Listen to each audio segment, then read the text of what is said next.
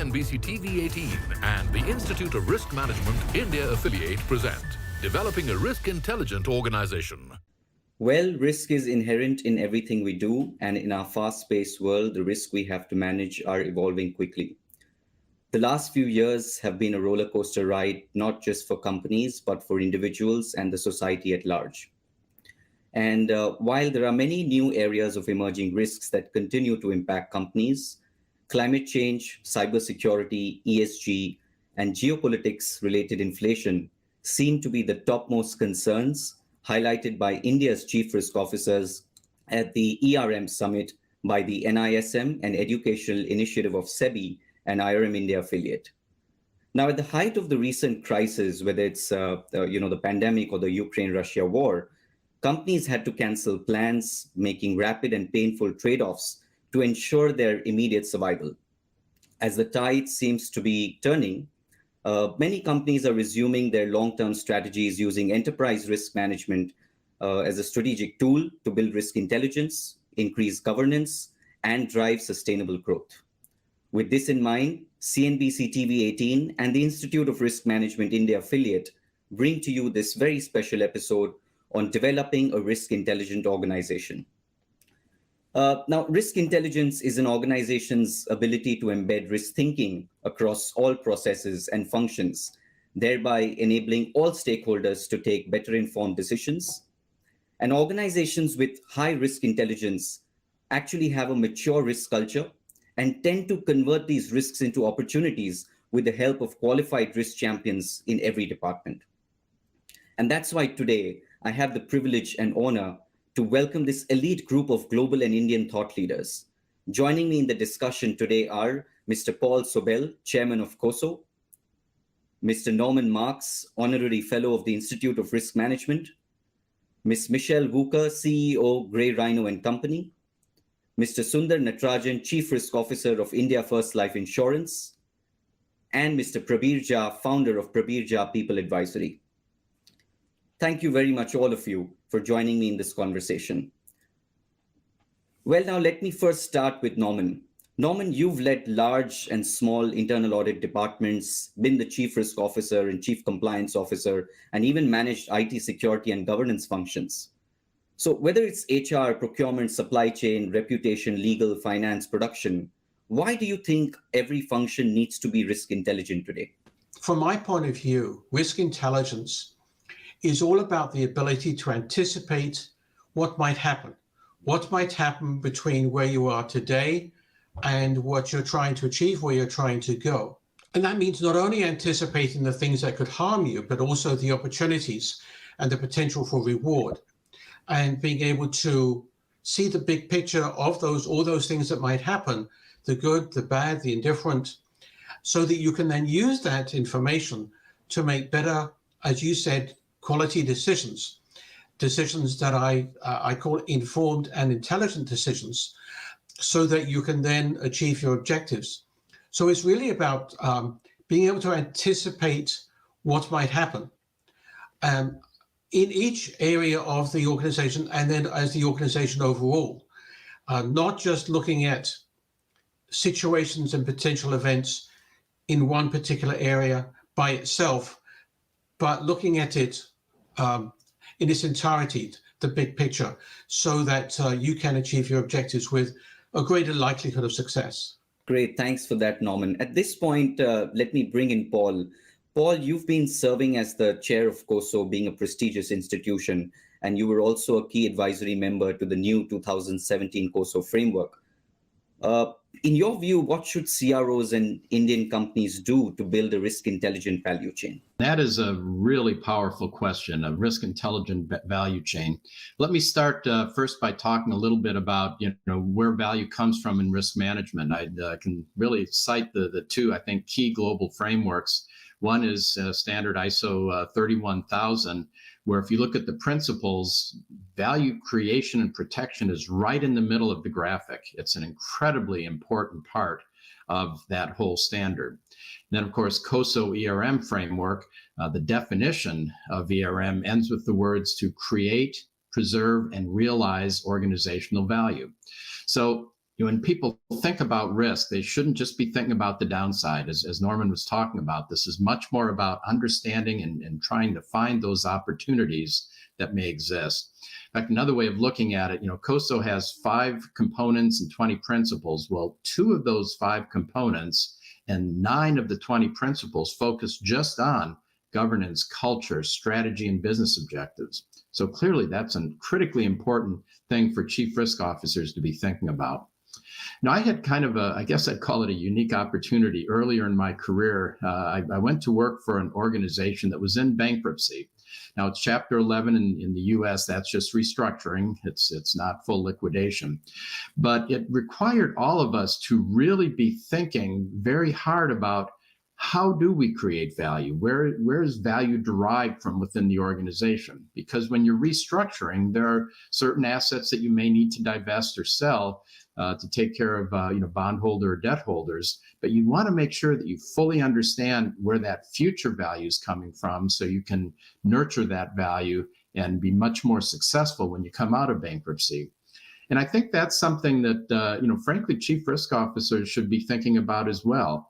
It doesn't start with risk and identification and assessment of risk. It really starts with understanding what creates value. What are your mission and vision? How do your strategies and objectives achieve that mission and vision? And ultimately, where does the most long-term value come from? It's almost, looking at it a little bit like from an appraisal standpoint. If you had to break up your organization and sell it off, some of the assets that may have the maybe higher net income or greater balance sheet value today aren't necessarily the ones that would draw the greatest value in a sale. And I think that's where chief risk officers are in a very unique position to be able to help management think through what creates long-term value here. Using Norman's phrase, what might happen that could either get in the way of that value being fully realized, or what do we need to do proactively in pursuing more risk to help optimize the value in the long term? So again, I kind of to summarize this, when I think about building a risk intelligent value chain, this is all about understanding where that value is and how you and your risk knowledge can help others in the organization better optimize the long-term value in that chain. Well, at this point, I think, Michelle, you've introduced the word gray rhino at the World Economic Forum meeting in 2013. And you've also authored world-leading books and several thought leadership articles. Speaking of risk intelligence, how do you think Indian organizations and risk officers can look at identifying and mitigating gray rhinos? Great question. Well, since the great financial crisis, companies have gotten so much better at identifying risks. You've seen a huge proliferation of top risks lists. And the thing to remember is that when something is so obvious in front of you, you are more likely to assume that you're dealing with it when you're not. So the big gray rhino risk, what I call a meta gray rhino risk, is that companies aren't paying enough attention to the fact that they might take their eyes off of the gray rhinos in front of them. So what you do is you start out with just writing down what are the ones that we know about. And when you're not facing the ones that you know about, you're more likely to see some of those problems surprise you or interact and become worse. So once you've identified the ones that you know are in front of you, then you need to assess how well prepared you are and other stakeholders are for dealing with it. Who's in denial and just doesn't want to deal with it at all? Who's muddling? Who's saying, well, here's the problem, here are the reasons we can't deal with it? Who's actually really going down into the weeds and saying, this is what it takes. This is the person, this is the organization, this is the government office that we need to ask to do whatever. We need these resources, and here's our plan to get those resources. Do you have the sense of urgency that you need to get on top of these things, not just to prevent potential loss, but to seize opportunities? Because an opportunity coming at you that you ignore is also a gray rhino. So there's so many lists that you can turn to. Really draw on your own organization's resources, on your own thoughts. You certainly look at see what other people are paying attention to as well, because there are opportunities if there is a gray rhino that's obvious, that's coming at everyone, and only some companies are dealing with it. but other ones are not. So yes, keep making those top risk lists, but also take the next step. Go and be brutally honest with yourself and with your peers about how prepared you are to either get out of the way or to seize the strength of those gray rhinos coming at you and turn that into value and competitive advantage. Well, at this point, it's time for a quick break. Something more on the other side, so stay tuned. CNBC-TV18 and the Institute of Risk Management India affiliate present Developing a Risk Intelligent Organization. CNBC-TV18 and the Institute of Risk Management India affiliate present Developing a Risk Intelligent Organization. Welcome back. You're watching CNBC-TV18 and the Institute of Risk Management India affiliates Developing a Risk Intelligent Organization special episode. Prabir, you've led the HR function for many large organizations, including Cipla, Reliance, and Tata Motors. Can you share your views on the importance of risk culture that goes beyond the organization culture, and what HR functions can really do to build this risk intelligence in the organization? It's so important that you raise this issue of culture. Most of the times we take culture as given.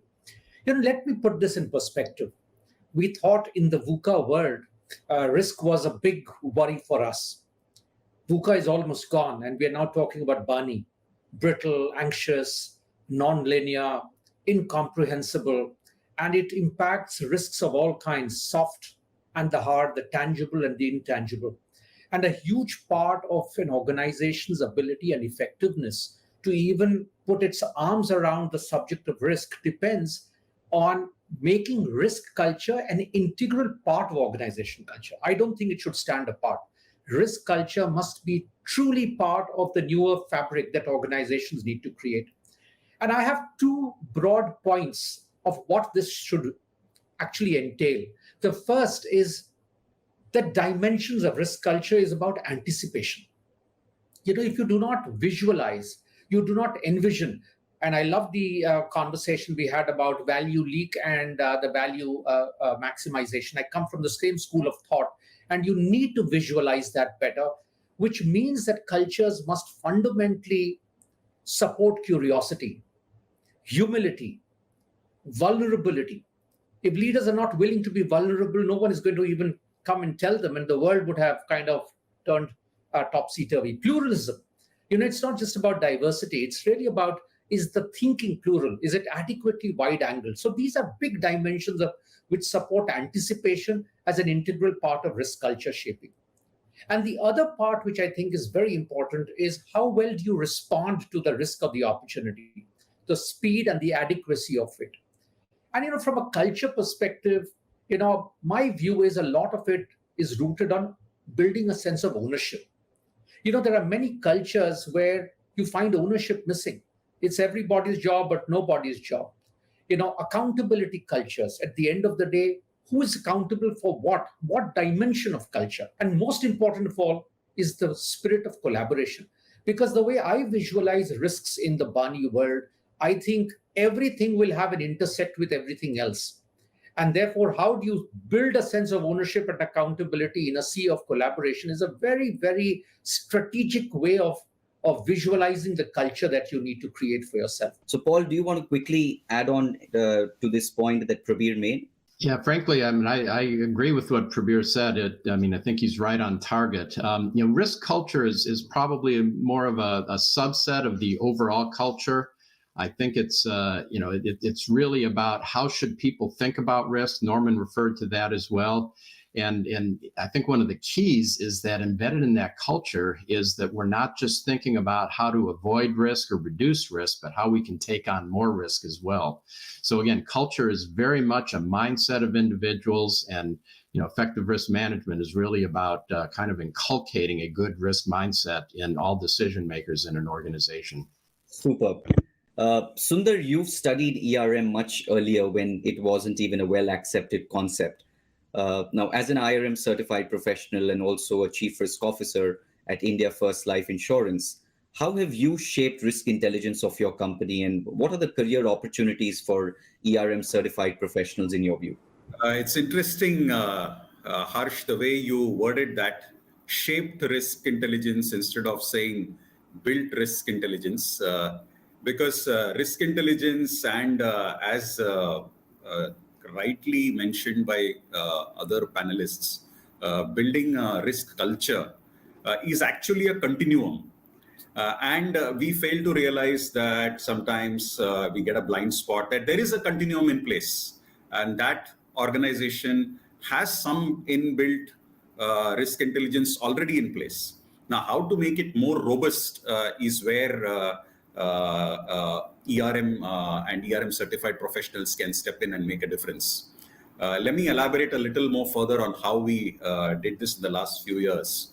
We focused on people, processes, technology, and more importantly, thought. While risk appreciation was there at the board, and the top make or break risks definitely do get significantly addressed across major organizations. What we find a need is a bottom-up exercise, and how the twain merge and we build synergy out of it. So, for example, what we did was we brought in risk experts, and we created risk experts.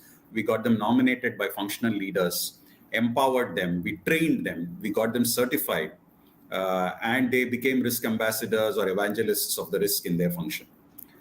Then we mapped them to all the processes, and there were each process had an SOP, so they were responsible for the risk control and self-assessment of that SOP and an annual review. By building a very simple mechanism to facilitate risk practice, and by involving the functional leaders as well to review this risk control and self-assessment, we got the top-down and bottom-up approach in. And from a governance standpoint, there is a management committee and there is a risk management committee at the board, which gives a good steer, and thereby, risk intelligence gets enriched in the continuum. Now, when you build a culture like this, the other question which Harsh you asked, what opportunities?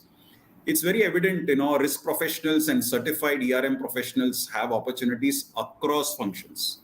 It's not restricted to risk or governance functions. It's across functions.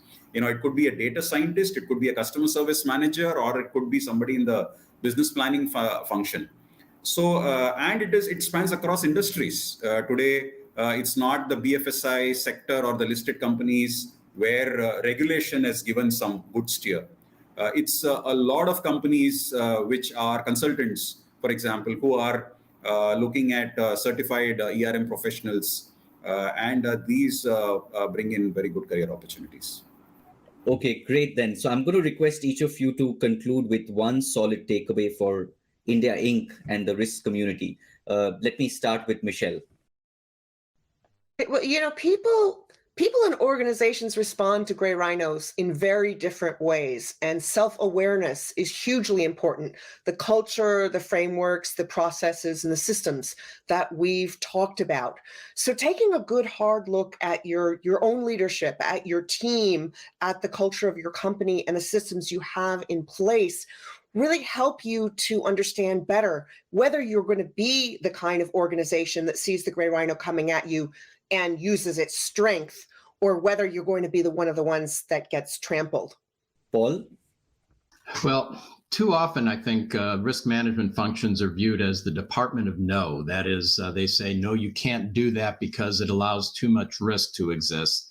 But a really successful risk management person is one who is viewed by management as helping to enable success, somebody who's helping to extend that risk intelligent mindset throughout the organization so that the organization can really achieve more value than if they didn't have that risk management people. I think a good way of summarizing it is good risk management helps more people make better decisions more of the time. Fantastic. Norman, let me bring you in to conclude. I think Paul said it so very well. It's not about managing risks. And if you're always focused on producing a list of risks, you end up managing a list of risks when we should be managing the business instead. I think risk practitioners need to understand how people actually run the business, how people make decisions, and then how can we as practitioners help them make sure they have the quality information about all the things that might happen so that you can achieve success. Not just focus on a list of risks or things that can trip you up and cause you to fail, but looking at everything together, how can we ensure success for the organization and achieving its objectives? Sundar? Risk is often referred to as a safety net. I would say, in addition to looking at it as a safety net, look at it as a big window of opportunity, and bring this thought into every person's mind of it being a safety net and a window of opportunity, and break the continuum. Once we break the continuum, we start thinking risk and start thinking with a risk lens, and start meeting the objectives of the organization. And lastly, Prabir? So for me, it's about building risk management capacity, which must be a double engine approach. One, there must be greater capacity building almost building a cadre of risk managers with greater expertise, better certification. But I also believe that the onus and responsibility of risk must be aligned responsibility. And to that extent, I think the agenda will go the same way as HR or safety did, where the ownership is everyone's, but the steer, the expertise, the perspective is actually anchored and owned by a specialist function called risk management. Well, those are some great insights and tips. And with the benefit of the lessons learned over the last 2-3 years, organizations will surely be better prepared for the next shock whenever it comes and whatever the cause. With the government of India's $5 trillion vision, I think organizations of all sizes and across all sectors must work towards creating sustainable business models and enhancing the overall risk maturity through risk-based decision-making, a strong risk culture, and getting ERM qualified risk teams and champions on board. I'm sure together we can build a resilient India. Mr. Paul Sobel, Ms. Michelle Bucher, Mr. Norman Marks, Mr. Sundar Natarajan, and Mr. Prabir Jha, thank you very much for a very enlightening conversation. CNBC-TV18 and the Institute of Risk Management India affiliate present Developing a Risk Intelligent Organization.